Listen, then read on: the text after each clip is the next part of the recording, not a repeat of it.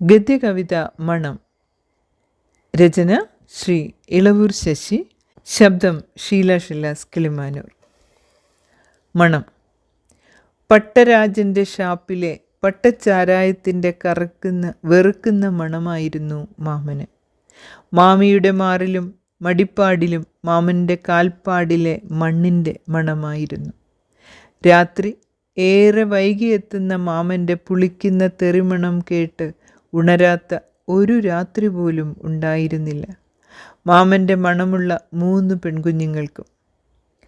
എങ്കിലും മാമനെപ്പോഴും അവരിലെ മണം ചായക്കടക്കാരൻ കുട്ടൻ കൊച്ചാട്ടൻ്റെയും മുട്ടക്കച്ചവടക്കാരൻ അവറാച്ചായൻ്റെയും മീൻകാരൻ ഉസ്മാൻ കാക്കാൻ്റേതുമാണെന്ന് മണത്തെറിഞ്ഞത്രേ.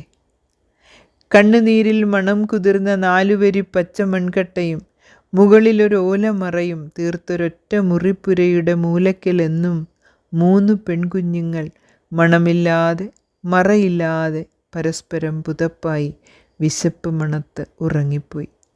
കടിച്ചു തിന്ന ശേഷം വലിച്ചെറിഞ്ഞോരുടൽ തോലുപോലെ മാമി അപ്പോഴും ചാണകത്തറയിലെ മാമൻ്റെ ശുക്ലത്തിൽ മലർന്നു കിടന്നിരുന്നു, മണവും മറയും ഇല്ലാതെ.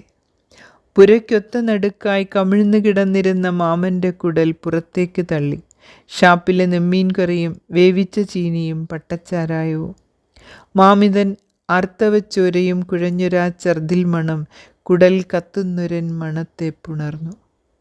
ചവിട്ടുപാടിൽ നിന്ന് എഴുന്നേൽക്കാനാകാതെ പുരയ്ക്കു മൂലയിൽ ചോര മണത്തിലൊട്ടിക്കിടന്ന മാമിതൻ ചുണ്ടൊന്നനങ്ങി. മാമനുലച്ചിട്ട ഛർദിലൊന്നെടുത്തെറിഞ്ഞേക്കുക പുറത്തിരുൾ മരണത്തിലേക്ക്, ശേഷം നീ എടുത്തോളുക തുടുത്ത നെമ്മീനിൻ തലയും വാലും. മരിച്ച കണ്ണിനാൽ തുറിച്ചു നോക്കുന്ന മുഴുത്ത നെമ്മീനിൻ കറിക്ക് തൊണ്ടയിൽ കുരുത്ത മോഹവും. കരിഞ്ഞ പള്ളതൻ കറുത്ത വേവലിൽ തിടുക്കമോടെ ഞാൻ 2 കരങ്ങളാൽ കോരിയെടുത്തുടൽ കറക്കുമീ മണം കുഴഞ്ഞൊരാ ഛർദിൽ.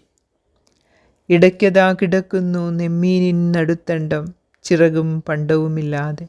വാലും തലയും വേർപെട്ടൊരുടലിലപ്പോഴും മണക്കുന്നുണ്ട് മരണത്തിൻ മണം. കാലമേറെ കഴുകിക്കളഞ്ഞെങ്കിലും ഇന്നുമെൻ കൈകളിൽ മണക്കുന്നുണ്ട് ആ മണം. കാലമേറെ കഴുകിക്കളഞ്ഞെങ്കിലും ഇന്നുമെൻ കൈകളിൽ മണക്കുന്നുണ്ട് ആ മണം.